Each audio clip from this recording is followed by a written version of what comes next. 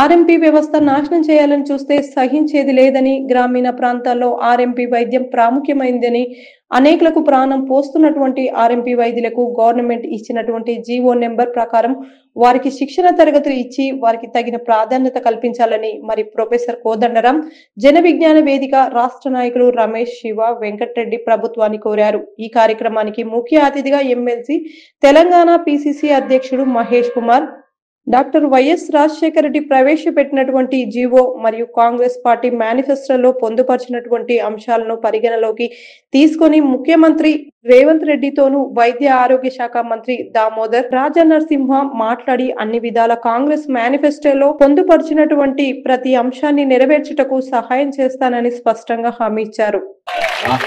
ఆత్మగౌరవ సభకి పోవాల్సి వస్తుంది. దీంట్లో ఉన్నటువంటి ఇబ్బంది మన ఎన్నికల మేనిఫెస్టోలో పెట్టినట్టు అంశం ఏంటి, దీంట్లో ఏ రకంగా వారిని సహాయం చేయగలన్న మాట నేను పొద్దున మాట్లాడినప్పుడు వారు సానుకూలంగా స్పందించినారు. సో ఇది భవిష్యత్తులో సమయం పట్టచ్చు కానీ పరిష్కారం కాకుండా ఉండదన్న మాట మాత్రం నేను ఇవ్వగలను. ఆర్ఎంపీ పిఎంపీ వ్యవస్థ అనేది గ్రామాల్లో ఫౌండేషన్, డాక్టర్ వ్యవస్థకి ఫౌండేషన్. 1970లో మా ఊరు ఆర్మూరు ప్రాంతంలో మారగొండ గ్రామం, రాహత్ నగర్. 70లో నా ఎడమ చేతు కూరలో పెట్టి కాలిపోతే నాకు వైద్యం అందించింది ఆనాడు నర్సయ్య అని ఆర్ఎంపీ ఆర్మూరులో.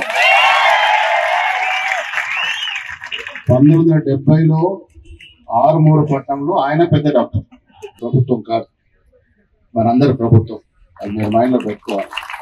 ఇది ప్రజల ప్రభుత్వం, ప్రజల కోసం పనిచేసే ప్రభుత్వం. రేవంత్ రెడ్డి గారు ముఖ్యమంత్రి అయినా, పెద్దలు కోదండరాం గారు ఎమ్మెల్సీ అయినా, నేను ఎమ్మెల్సీ అయినా, మీరు ఆ స్థానంలో కూర్చున్నాం. మీ అందరూ భాగస్వామితో నడుచుకునే ప్రభుత్వమే కాంగ్రెస్ ప్రభుత్వం.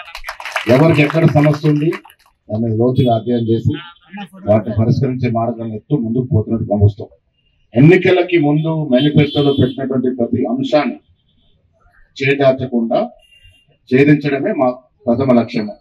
దాంట్లో ఇది పొందుపరుచున్నాం కాబట్టి మా బాధ్యత. డెఫినెట్ గా ముందు దీన్ని తీసుకెళ్తామనే మాట కూడా చెప్తాను.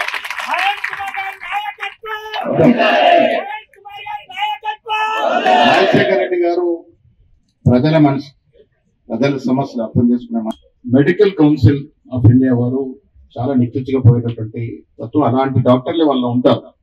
నేను నిజామాబాద్కి మెడికల్ కళాశాల వచ్చే తరుణంలో నేను ఆడవారు మా ఆరోగ్య శాఖ మంత్రి సుదర్శన్ రెడ్డి గారు దాదాపు 7 సార్లు ఢిల్లీ పోవాల్సి వచ్చింది.